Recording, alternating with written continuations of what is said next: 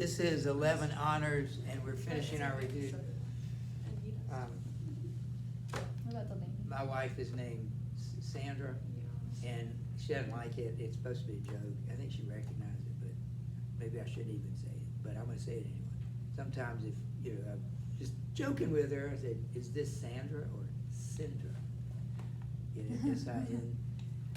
This idea of two people, but that is, there are at least two of us, he says. And your question is, that's what the double means. So to go to the theme of the double, obviously it's a book about a man who's two people. That's what we mean by double. And why, it's related to the sixth one where Paul versus Dr. Jekyll.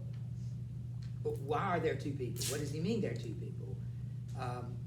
Explain that whole idea. What do you mean there are two people in all of us? Now, this is Stevenson's argument, or Jekyll's argument. So explain that, okay? And then, so that's the thing. So everything in it, and not only that, but everything seems to have a double. Utterson has a double. They're kind of two parts to him, but in a more healthy way. There's the reserved kind, and there's the friendly kind. He's friendly to a few people, but he's reserved to everybody else. There are two of them. The street that Jekyll lives on, part of the street is really happy and lively and lovely, and his part of the street is dark and sinister. So even streets have two sides. Cities have two sides. We talked about on the other side of the railroad track. So London has Soho, which is literally the name of that area. It's a real place. It's kind of the dark side of London, and then you have the more respectable sides of London. Hasty Lanyon, funny name, Hasty Lanyon, is sort of the opposite of Jekyll. He thinks medicine should be all conservative, and you don't take risk and you don't do experiments. You take the conservative approach, and then Jekyll's messing around with potions that turn you into two people. So you see, even Utterson's friend, what's his name? The guy he walks with. Anybody happen to remember his name off the top of your head? I mean, he's not really important. Lanyard? Not Lanyard. It's like Well, I'll get his name. It's Landon. Enfield? Enfield, thank you. He's kind of the opposite. Excellent, sure. He's kind of the opposite of Utterson. He's outgoing, a man about town, younger, and then Utterson is older and more reserved, and we already said that. But you see, just say out every one of those cases, something has its opposite, and so the key one is Dr. Jekyll and Mr. Hyde. But that you can find opposites everywhere. The opposite of day is night. I mean, life is full of those contrasts. And then if you tie that in with Heart of Darkness, there are two rivers that are like the same. There are two continents that are compared: Africa versus Europe, the Congo versus the Thames, the good Kurds who wanted to change Africa, and the evil Kurds who wanted to burn Africa, wanted to hurt people and steal from them. Then you have Marlowe, who's kind of the opposite in a way of Kurds. So anyway. Tom and Huck. Well, yeah, that's a really, oh, you shouldn't have said that. Because I could include that. That is really good. Tell me how they're opposite. Because Tom is more romantic and Huck is a realist.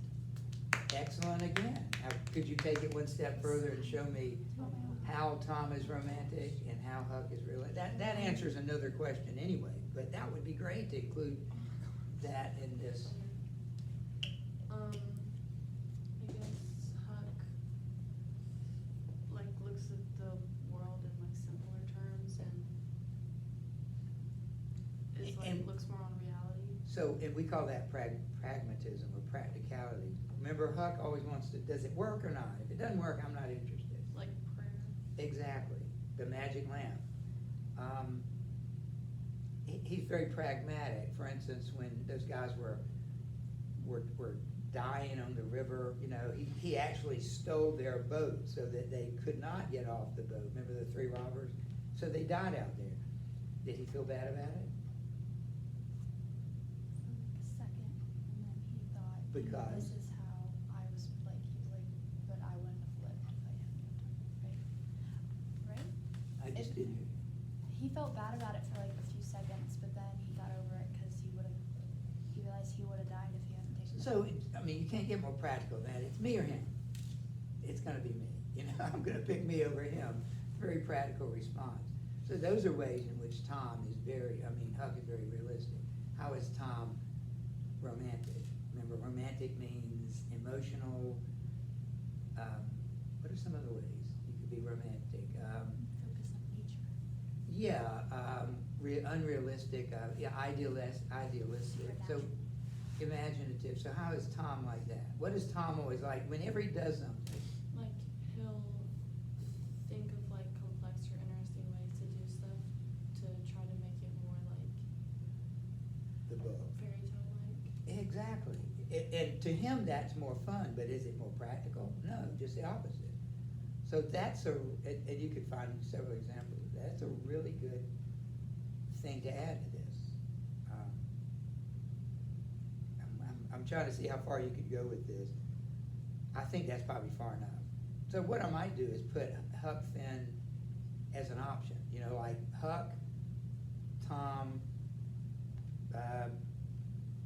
Jekyll and Hyde, Marlowe and Kurtz, and you pick 2 of those 3 or so.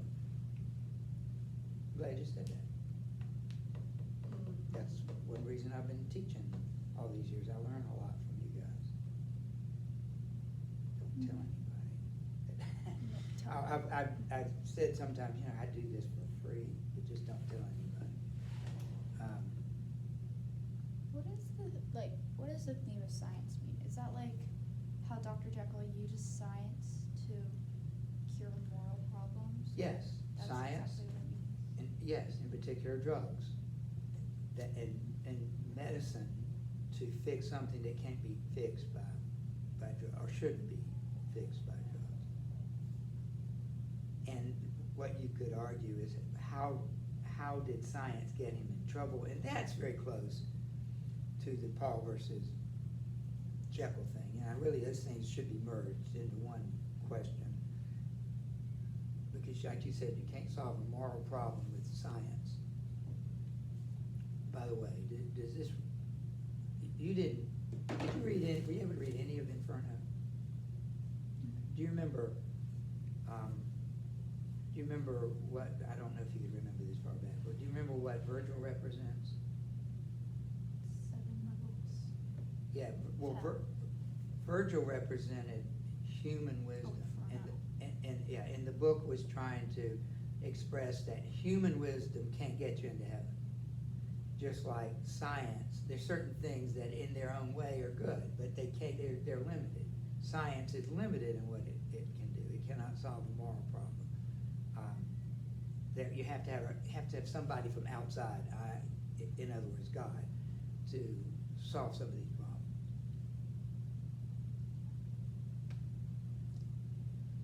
And I know you haven't heard any of this, but all this is not new. We've done all this, but anything, we can leave it. You know, we don't have to do any more, but I'm willing to, if you have any questions. For the Victorian poets, I know we don't need to know them for the oral, but on the exam, what do you want us to know about them? Like, do you want us to know, like, obviously, like, the name of the poems, but what about the poets do we need to know? Nothing really about the poets. I didn't mean it that way. I didn't mean it biographical. I really meant their work. And as far as those 4 things, remember, Charge of Light Brigade, Ulysses, Meeting at Night, Last Duchess. At least 3 of those, take out Meeting at Night, at least 3 of those kind of deal with this, in a way, you could argue, one of the themes of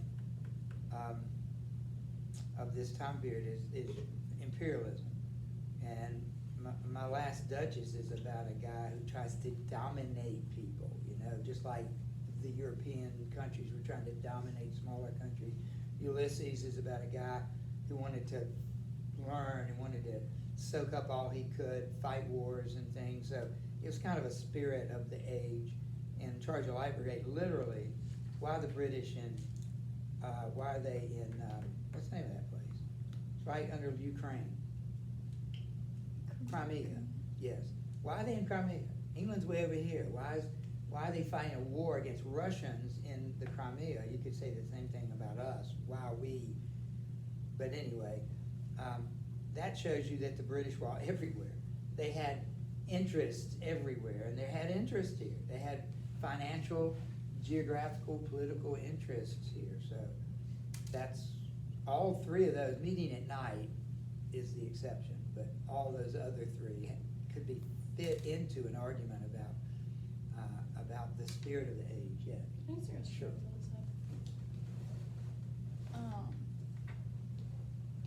Last question I had was, can you define sentimentality again? Yes. Sentimentality is exaggerated emotions. It's emotions that are not genuine in a way. They're forced, and that's why we always talked about when Kevin Quinn and Bailey, the girl in the movie, they start dancing together, and that their eyes tear up and the drop, or that's as great as it is. It's sentimentality. They're forcing you to cry. It's, oh gosh, you don't do that. Don't go there. That's what sentimentality is. In its definition, means false and exaggerated emotions. It's the guy who's drunk. Remember, we use that lugubrious, or that wasn't the word, but it's the guy who's drunk. He's being the alcohol's what's crying, not him. He could care less about his mother if he were sober, but while he's drunk, he thinks about his mother. So it's false. And Mark Twain particularly felt like it was false, and he didn't like romanticism either. So Emmeline Grangerford, he made fun of her. And sentimentality is just not like crying or love. It's also pride, because the Grangerfords were guilty of that kind of sentimentality. I'm a Grangerford, and why are you fighting these people? It doesn't matter. I'm a Grangerford. Why do you hate them? Doesn't matter. They're shepherds. They don't have any sensible answer to why they're fighting. They're just excessively proud for nothing, and that's sentimentality. And Mark Twain showed how useless and costly it was. So, how is that compared to romanticism? Well, they're two sides of the same thing. Romanticism involves more than just emotions, which is what sentimentality is. Romanticism can involve adventure, it can involve nature, idealism. So romanticism has a lot more going for it. Sentimentality is like a part of it. And that's the part that Mark Twain primarily focuses on in the book. Tom Sawyer represents the adventurer, the guy who wants to have fun and play games and have adventures, even if they're harmful, or useless. That's Tom Sawyer wants to do that, and he makes fun of that because Tom Sawyer is clearly exaggerated.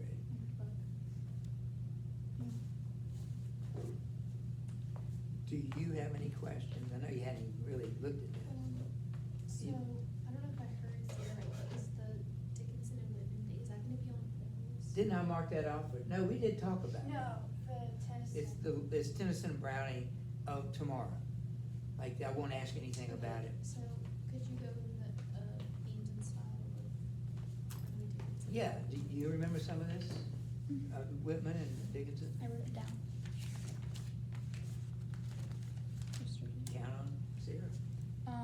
So for Dickinson, her themes consisted of death, immortality, and love. And then she also focused on like big things, like just random like big things, right? Dickinson focused on big things. Those are the three big things. eternal life, immortality is a big thing, death is a big thing, love is a big thing. Yeah, So absolutely. the themes are often, sometimes they're not, but generally they're big things like that. Very big and vague. And then her style, it was like, her style was weird and not conventional. Yes, and you could be specific as to how it wasn't conventional. You could be specific. No, you could be specific, you could tell her, like you even mentioned one yesterday. It had like unusual punctuation. She would use dashes, and not periods and commas, and capitalization. She'd capitalize you might think the strangest words. Why did she capitalize that? And she would use short sentences and short poems. Right. She never rhymed and only used slant rhymes. And the idea there meaning, like, rhymes make things complete, right? When you hear a rhyme at the end of a song, you know it's over, the two last, but she never did that, because it's not over and it's not perfect. So you expect something, a perfect rhyme, and she never gives that to you. She gives imperfect rhymes. Showing that her life is a little off all times. Good, I like it. She uses, how do you say it, assonance? Assonance. Assonance and consonants. That, Who does? Emily Dickinson. that's what she uses in the place of rhyme. Emily's like so She'll say creative. bake and able. Those two words don't rhyme, but you hear the A. She'll say star and your. They don't rhyme either, but you hear the R. So you hear it, but it's kind of like that note in the band or something, you know, that goes wrong. You think, It's like whole and loser. Whole loser? Whole and loser. Whole, no? No. She used free verse instead of meter, right. and she used normal domestic settings such as Love, for Beth. normal domestic things such as snakes, flies, frigates, and books. Wait, actually, yeah, I did have this question. Good what are answer. some examples of poems that both Emily and, Well, yeah, are we on a first name basis with these? and what did, I'm actually going It's to okay. have Emily. They wouldn't be Me and offended Emily- by that. Me and Emily They would FaceTime a appreciate lot, that. so. All right, so Walt Whitman with 4. I Hear America Singing. Oh, don't tell me that. Don't help me. Am I gonna put that there? Yes. Here, you need, okay. I Hear America Singing. Yeah, I do, but that one didn't. Oh, My fault. I got it. Oh. This would be a funny skit in a movie. I got it now. Okay, All right. let's see here. I Hear America Singing. The Learned Astronomer. This was Whitman. Yes. What's the one about you, Lincoln, my captain, oh captain, my captain? And, cavalry crossing a ford. And each one of those represents something about him. They're really, really great examples. Like I Hear America Singing represents, it's America. It's in the title. He's America's poet. He loved right, and the E pluribus unum, you know, and all that we talked about. The differences, but the unity of it. Learned Astronomer, unconventional. The guy didn't want to sit in a classroom listening to a lecture, so he goes outside. He just wants to learn on his own. That's also typical of him as a person. That sort of represents him. Cavalry, Civil War, and the individual. You know, the fact that he could find something beautiful in war, and he did. This was a beautiful little scene. It's one of my favorite poems because it's just simple, and you see blue sky and green and so forth. And then, Oh Captain, My Captain is in fact, he's a Civil War poet, but he loved Lincoln, loved writing about Lincoln, and he didn't use the free verse style for that. Why would that have been inappropriate? For which one? One about Lincoln, a poem about death. Be respectful? Yeah, why would a formal poem be more respectful? Look at us. Why do we do this? Because we were forced to, but why do they make us dress like this today? To respect people who came to watch. And it's a formal occasion, this represents the importance of that. So that's why he dressed up for that poem, in a way, and he put on his best suit. The poem is his best suit, the formality of it, the meter and the rhyme. What about, what's the name of the poem that Emily did? The one about, it's the one about, she's like on a carrot, like she's Yeah, sitting. because I could not stop for death.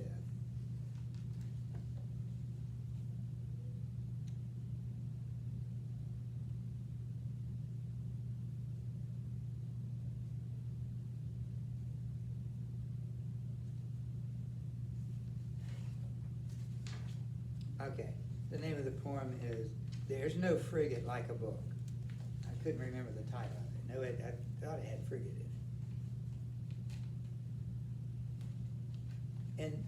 And that's just perfect example of her, and the idea she's talking about big things like reading and the knowledge that you get. That's a pretty big thing. It's also kind of a little thing. A book's a small thing and anybody can do it.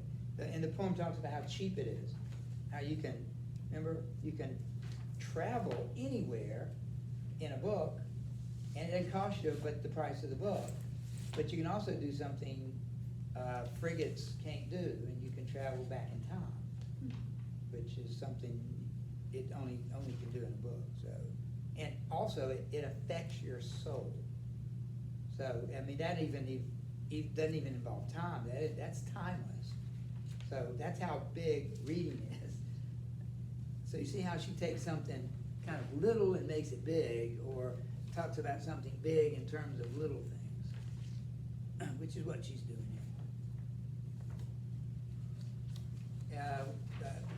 The fly, I heard a fly buzz when I died. Narrow fell in the grass. The one about the train, I saw it lap the miles. Those are 5 poems, and 2 of them are about death. One's about reading, one's about a snake, one's about a train. So, I mean, Wait, what's the one about the train called again? I saw it lap the miles. What's the one about the snake called again? Narrow fellow in the grass. You notice how she personifies the snake. The narrow fellow. Calls it a fellow. So for like orals, if we get a question like this, is it gonna be comparing the two, or is it just gonna describe both of them? I mean, I think I'd probably ask it pretty much directly. Pick one or the other, maybe, and describe the characteristics and style of Whitman or Emily Dickinson, or pick one, and pick a poem that illustrates those examples or those characteristics.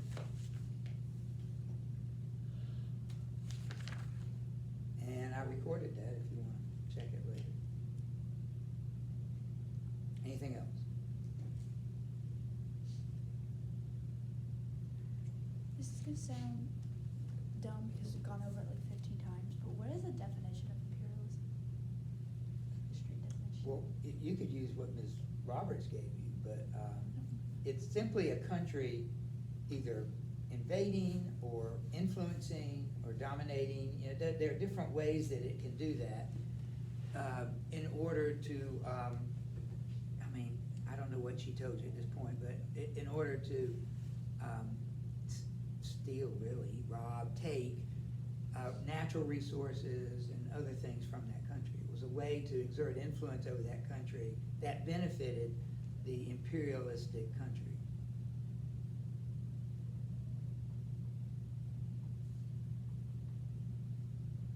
And you see that happening in the book. That's what the book's about. It's about Belgium dominating Congo, but it's hurting, and it's hurting the Congolese. It's hurting the Africans, and it's hurting them. Is imperialism also about people, or like the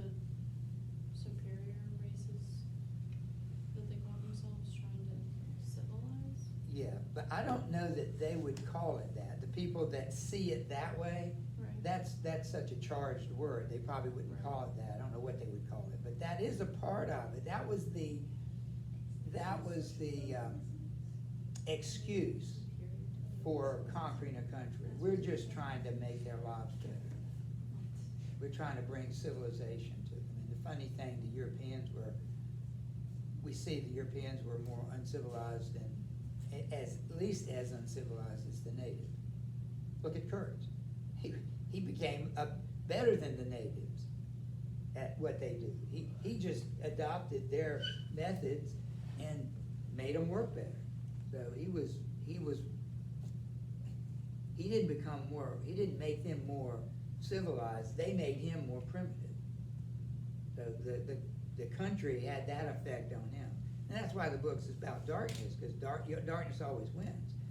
If you have Conrad's philosophy. We don't have that philosophy, but darkness would win, and it does win unless you have some outside force, God, to intervene. So he got half of the gospel right. We need some help. We just don't know where it is, because darkness is overcome. They don't have an answer. We do.